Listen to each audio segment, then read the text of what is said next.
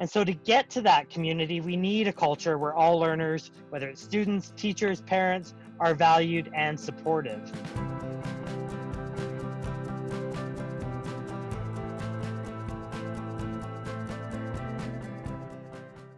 Very excited to be having join us today Simon Gillespie, who is currently the head of school at the International School of Uganda. He has served in senior leadership roles in other international schools in Kinshasa, Dresden, Manila. He teaches for us, he teaches our course, Creating an Effective School. And he really does bring a wealth of practical experience and also not a bad sense of humor, which I think you will probably see. So Simon, over to you. Great. Thank you. So I'm here in Uganda right now. I'm actually sitting on the crater of a lake in western Uganda. And I've actually pre-recorded a video in case my internet connection goes out. So I think so far we're doing okay. I'm hearing nods from Bambi and Zach, so I will continue. So actually today when Bambi said, we would be in Rome right now, today was the day my flight is booked to leave Uganda to go to Europe. So that's not happening obviously, and here we sit. And actually today the Minister of Education is debating whether to keep schools closed until January 2021.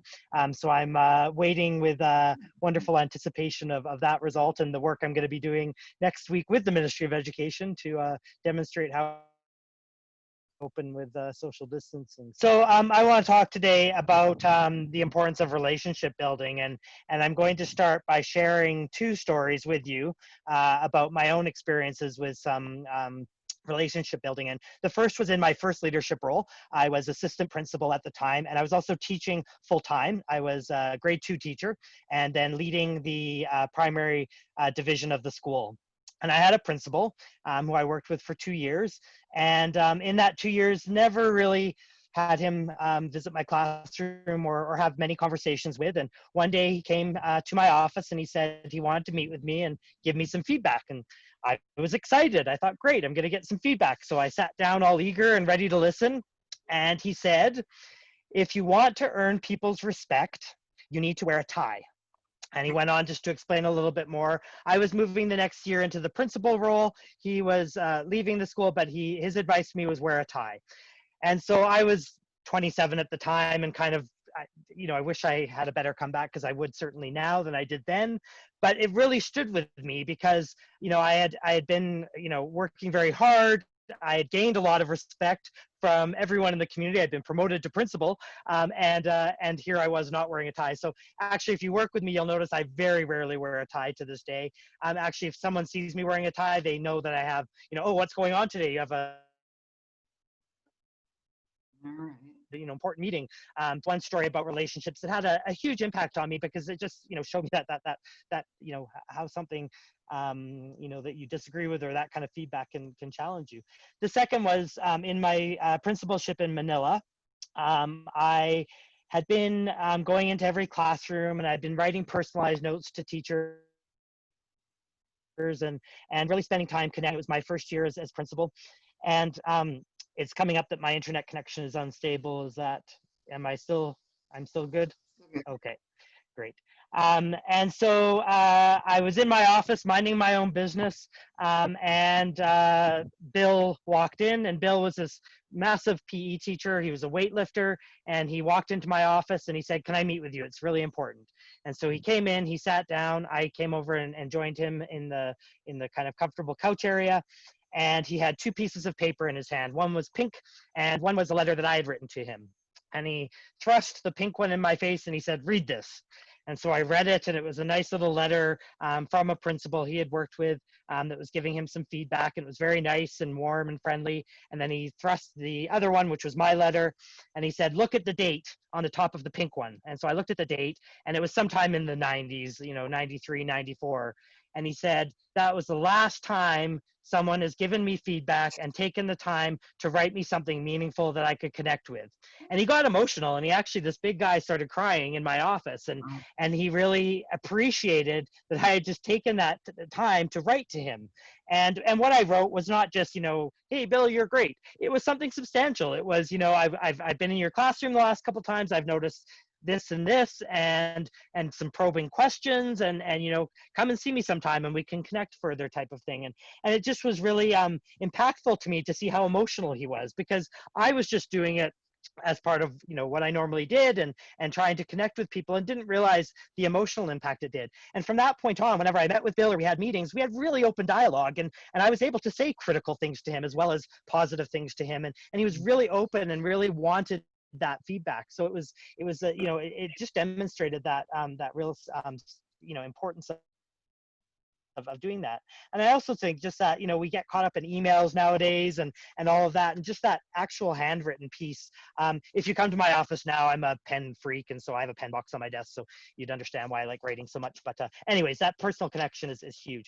So this connects to, that just notion of relationship building. And as a leadership team this last semester, we've been reading the book, Creating Cultures of Thinking, The 8 Forces We Must Master to Truly Transform Our Schools, by Ron Richard, which I've sent a link for the resource section for this to you, and there's a summary document of the 8 forces of cultural thinking. But the book is focused on teacher practitioners and creating these cultures of thinking within their students.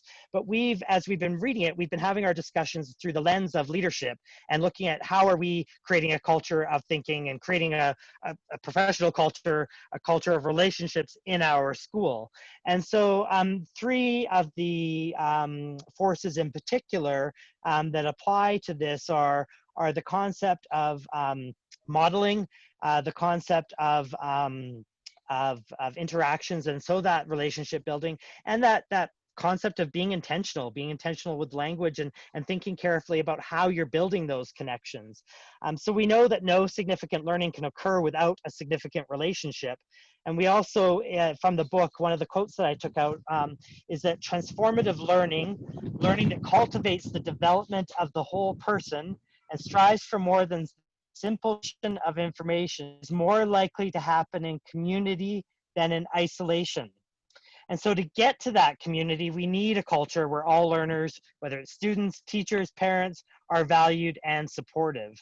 And the whole force on interactions really just talks about how are we forging those relationships, and without them, we can't even get to that next level of developing deep thinking. And when we look at working with faculty, how are we getting them to receive feedback, to share feedback, to interact with each other and ask those questions.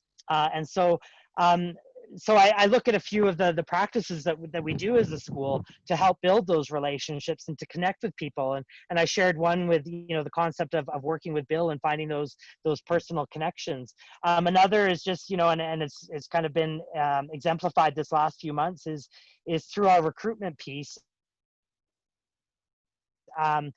Before I do any interviewing with teachers, I have them watch a TED Talk by Rita Pearson, and I'm sure a number of you have seen it. It's called, she talks about every child deserves a champion, and it's all about relationship building.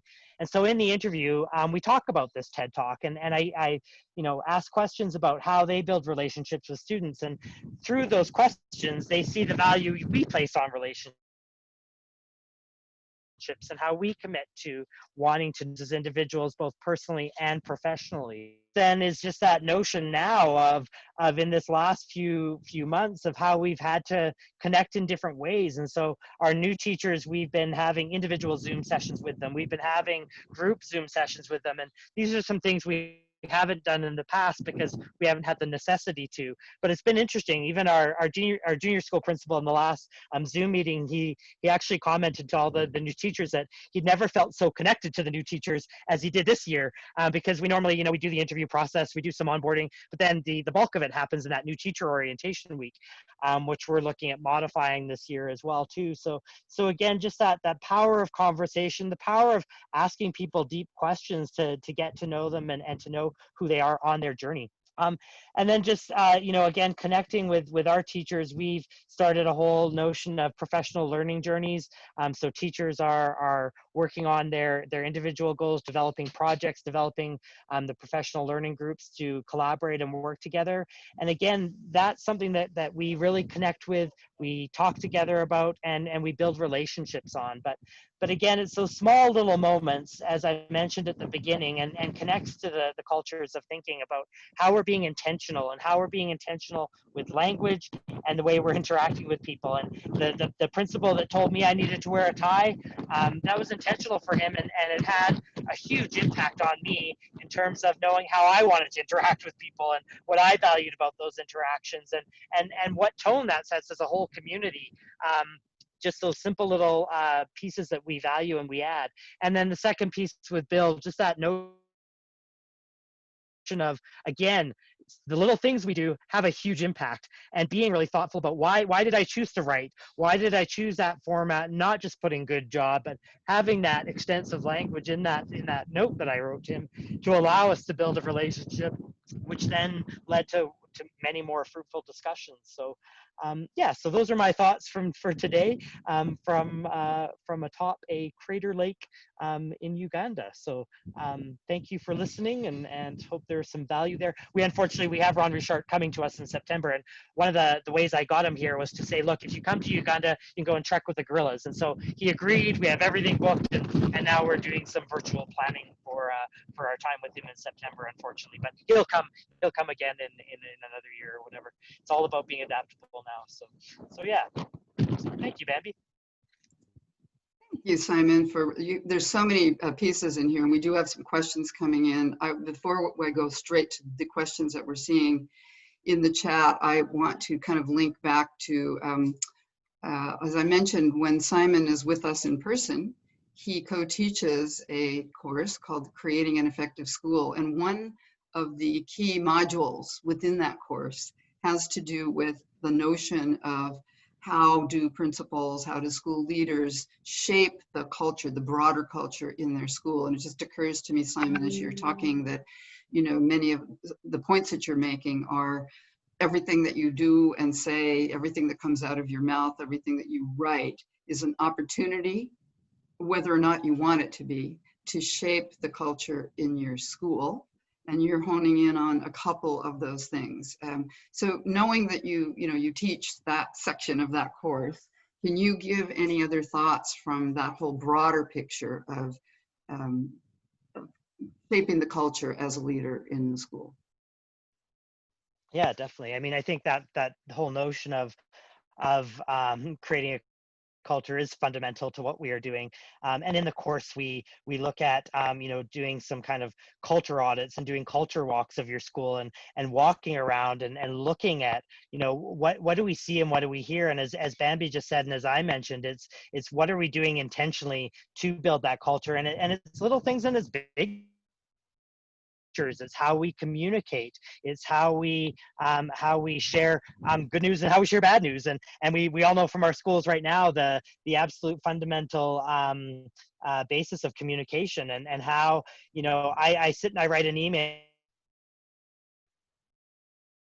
Telling our community, we write it, I walk away, I share it with someone else, I then come back to it. And have I got the right tone? Have I got the right wording in there? So I'm causing fear and panic, but I'm being transparent, I'm being clear. And so I think those are some other key components of it as well. But when we do the kind of culture walk in the PTC course, we do some visualization, and we go into our own schools and look at what is working well and what isn't working well, and not being afraid to say, okay, this doesn't have a positive impact on culture. How can we shift? And sometimes it's bureaucratic things that we have, systems we have set up, that shifting them and changing them and listening to the people in our school communities helps shift some of those pieces to create a more cohesive culture where people are feeling listened and supported. Excellent. We have a couple of questions that are not surprisingly related to the current environment that we're working in. One of them says, what effects of being away from school, what has it had on your overall community building relationships? What might you keep when we come back in the regular face-to-face? Another one connected to that is how have you continued this connection and handwritten feedback in the age of remote learning. So the impact of relationship building now that you're suggesting maybe you won't see anybody until next January. How do you keep that culture going? Yeah, definitely. I mean, we've been fortunate in Uganda here where most teachers stayed. We've been kind of still interacting somewhat in person, but again, it's been continuing. It's been making sure we continue the communication, and we did something early on. We decided to do a virtual recording weekly, and the principals and I all put together a video, and we thought we would just do it one time, and we ended up having like 800 views of this video, and so we thought, okay, we better maintain this, and so it was making sure that we were creating that connection. Bambi saying to you all, turn your cameras on. So again, those little things, it's those intentional things. Some people are sitting there, well, no one's going to be looking at me or whatever. And I guarantee we've all been, scrolling to see who's there. I mean, I see Christine there in the middle, who I used to work with in Manila. Shout out to you. I don't know if you know who I'm talking about, but those little, again, those personal connections are huge, right? And again, it's being very intentional with communication. I mean, I was sending emails every couple of days and putting factual information, putting resources, whatever it was, and people relied on that and wanted that, and so they want that kind of relationship to continue, and they need it to continue, and so we have to find ways to creatively through video, through these types of connections to maintain that. And it's hard, it's really hard. And the principals and I, we all decided that, and the business manager, we decided that each week, who are we connecting with? We would touch base every week and say, who haven't we, who do we not know who is okay right now, type of thing, and kind of making sure we have connected with people. And there were a couple times where we'd be kind of going through our staff list and be like, has anyone talked to this person recently? And if not, let's just give them a phone call or a shout out type of thing, and just say, how are you doing? And I think that's important and Sort of time consuming. Yeah, well, leadership, time consuming. A corollary to that is the relationships, they vary from positive to not so positive. And, so a relationship is a word that has a lot of connotation. You can have a continuum. And one curiosity is in this remote environment, are the relationships that were good better? Are the relationships that weren't so good the same as they were? So in other words, you ended with a relationship with people, and now you're using a different environment. So can you talk to that a little bit? Yeah, I guess it makes it easier to cut someone off because you can say the internet connection's not working and turn them off or mute them or whatever. But no, I think